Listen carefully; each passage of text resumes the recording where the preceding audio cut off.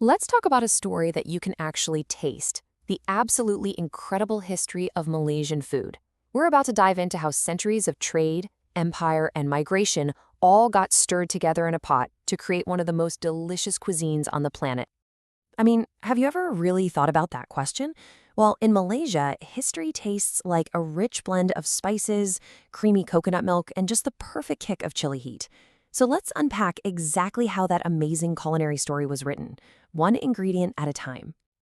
The modern Malaysian food scene is this vibrant, buzzing symphony of flavors. It's a place where Malay, Chinese, and Indian cooking traditions don't just sit next to each other, they're dancing together, creating something totally new and exciting. So, to figure out how we got here, we first have to ask, what is Malaysian cuisine really? Well, the first thing you need to know is that Malaysian food isn't just one thing. It's a true culinary melting pot, defined by this incredible fusion of traditions that were shaped by centuries of people moving across the globe. And at its heart, you've got these foundational aromatic ingredients: creamy coconut milk, that fragrant pandan leaf, zesty lemongrass, and the super savory, funky fermented shrimp paste we call belacan. Okay, so to really get where this fusion came from, we've got to rewind the clock. We need to go back to the one historical moment that changed absolutely everything: the arrival of the British. And this wasn't just a political change. It's what literally set the table for the food we all know and love today. So it all kicked off with trade. When the British showed up in the late 18th century, they set up these key port cities that just exploded into bustling economic hubs. By the 19th century, they were all in on two major resources: tin and rubber. This industrial boom created a massive, unprecedented demand for labor, a demand that would change Malaysia forever. And where did all that labor come from?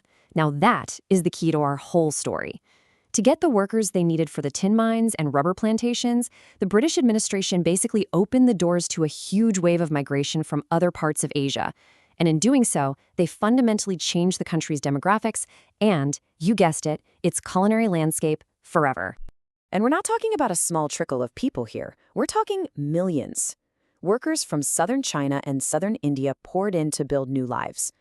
All of a sudden, you had these three major cultures: Malay, Chinese, and Indian, living and working right next to each other. They brought their families, their traditions, and, of course, their family recipes. And this right here, this is the light bulb moment. None of this happened by accident. British economic policy was the secret ingredient. It unintentionally created one of the world's most diverse societies, which in turn gave birth to one of its greatest fusion cuisines. Its history, plain and simple. If this breakdown is giving you that aha moment and you're enjoying how we connect big historical forces to something as simple as the food you eat, go ahead and hit that like button and subscribe. You'll always stay one step ahead on stories that connect the past to your plate. Okay, so you've got all these different cultures living together. What happens next? Well, this is where the magic really starts. Their kitchens start talking to each other. This is the moment we see that incredible collision of flavors that really defines Malaysian food. You can see this amazing flavor exchange so clearly. From Malay cooking, you get those foundational flavors of coconut, pandan, and those complex spice pastes called rempah. From the Chinese, you get techniques like stir-frying and classic dishes like Hainanese chicken rice. And from the Indian community, we were gifted rich curries and those unforgettable flatbreads like roti canai. Now, if you want to see the ultimate expression of this fusion, you've got to look at Peranakan, or Nyonya, cuisine. This is a whole unique culture that was born when early Chinese immigrants married local Malays. The result is a cuisine that is truly special. It perfectly blends Chinese cooking methods with the amazing aromatic spices of the Malay archipelago. And there's no better example of this in action than the famous noodle soup, laksa, because it's not just one dish. Up north, Penang's awesome laksa has this sour, tangy tamarind-based broth with some Thai influences. But head down south, and Nasi Lemak is built on a rich, creamy coconut broth, showing its connections to Indonesia. Two completely different dishes, both born from the exact same shared history. How cool is that?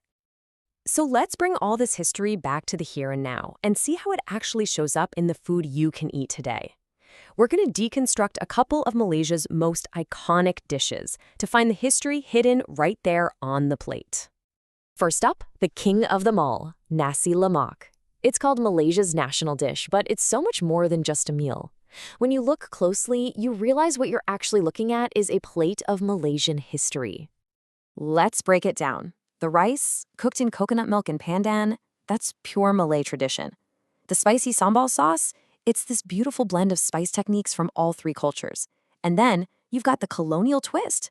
Serving it with hearty sides like fried chicken or a rich beef rendang was an adaptation influenced by British tastes, turning what was once a simple breakfast into a massive feast. All right, on to another icon, Hainanese chicken rice. It's a completely different dish, but guess what? It tells the exact same story of migration, adaptation, and a little bit of culinary genius. Its journey is simple but so powerful. It starts in southern China, brought over by Hainanese immigrants. Once it got to Malaysia, the recipe was tweaked to use amazing local ingredients, like fragrant pandan leaves to cook the rice, which gave it a unique local flavor. And from there, it just took off, becoming a beloved staple embraced by everyone, and evolving into a true national favorite. So as we start to wrap this up, it becomes pretty clear, right? Malaysian food isn't just delicious, it's a living museum. Every single bite tells a story of the people who came, the cultures that mixed, and the history that brought them all together.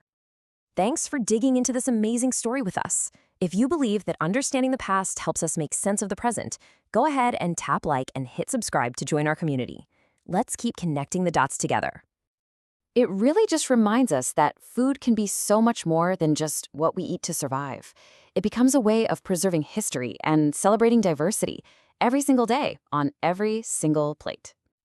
So here's the bottom line. The next time you sit down to enjoy a bowl of laksa or a plate of Nasi Lemak, just remember you're not just tasting ingredients. You're tasting old trade routes, colonial policy, and generations of migration. You are literally tasting a story. And that really makes you think, doesn't it? Every cuisine out there has a story shaped by geography, trade, and the movement of people. So the question we'll leave you with is this: what story does the food on your plate tell? Thanks for watching.